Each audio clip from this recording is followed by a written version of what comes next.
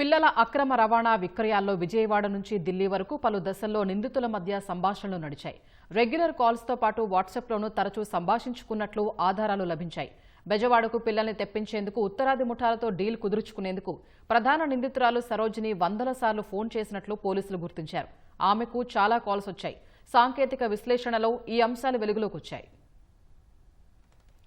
విజయవాడలో సంచలనం రేపిన శిశు విక్రయాల కేసులో తీగలాగితే డొంక కదులుతోంది. పోలీసుల దర్యాప్తులో నిందితుల నెట్వర్క్ బెజవాడ నుంచి ఢిల్లీ వరకు ఉందని బయటపడింది. ఇప్పటి వరకు పోలీసులు ముంబై, ఢిల్లీ ముఠాల మధ్య సంబంధాలు ఉండకపోవచ్చని భావించారు. అయితే ముఠాలోని వారి కాల్ డేటా విశ్లేషణలో పలు కీలకమైన విషయాలు వెలుగు చూశాయి.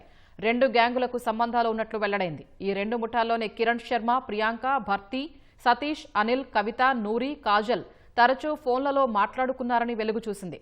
వీరందరి మధ్య వందలాది కాల్స్ నడిచాయి. బలగం సరోజిని నుంచి వీరి మధ్య కూడా పెద్ద సంఖ్యలో కాల్స్ ఉన్నాయి. అహ్మదాబాద్, ఢిల్లీ, విజయవాడలో ఉండి వీరు గ్రూప్ కాల్స్లో ఒకరికొకరు సంభాషించుకున్నారు. పలుసార్లు వాట్సాప్ కాల్స్ కూడా నమోదయ్యాయి. కాన్ఫరెన్స్ కాల్స్ చేసుకుని పిల్లల విక్రయాల గురించి తరచూ చర్చించుకునేవారని తెలిసింది. సరోజిని, బ్లెస్సీ, నందిని, విజయలక్ష్మి, ఫరీనాతోనూ ఎక్కువగా కాల్స్ మాట్లాడినట్లు సాంకేతిక విశ్లేషణలో తేలింది.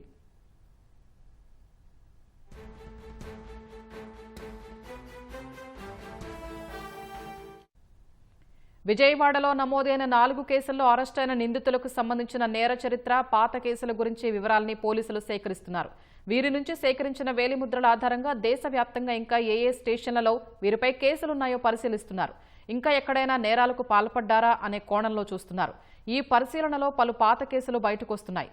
సరోజినిపై మొత్తం 7 కేసులు ఉన్నట్లు తేలింది. అనిల్పై 1, కవితపై 2, కిరణ్ శర్మ, ఫరీనాలపై 4 చొప్పున, విజయలక్ష్మిపై 6 కేసులు ఉన్నాయి.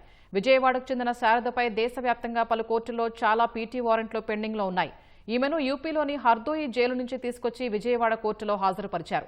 అనంతరం తిరిగి యూపీకి పంపించారు. కేసులో కీలక నిందితులుగా భావిస్తున్న కిరణ్ శర్మ, భర్తీ, బలగం సరోజినిల్ని కస్టడీకి తీసుకుని విచారిస్తే కీలకమైన విషయాలు వెలుగులోకి వచ్చే అవకాశం ఉంది. మహిళా స్టేషన్, కొత్తపేట, భవానీపురం నున్న పోలీసులు వీరిపై ఇప్పటికే పీటీ వారెంట్లు వేశారు. అనంతరం కస్టడీ పిటిషన్లు కూడా వేశారు. త్వరలో వీరిని కస్టడీకి ఇచ్చే అవకాశం ఉంది.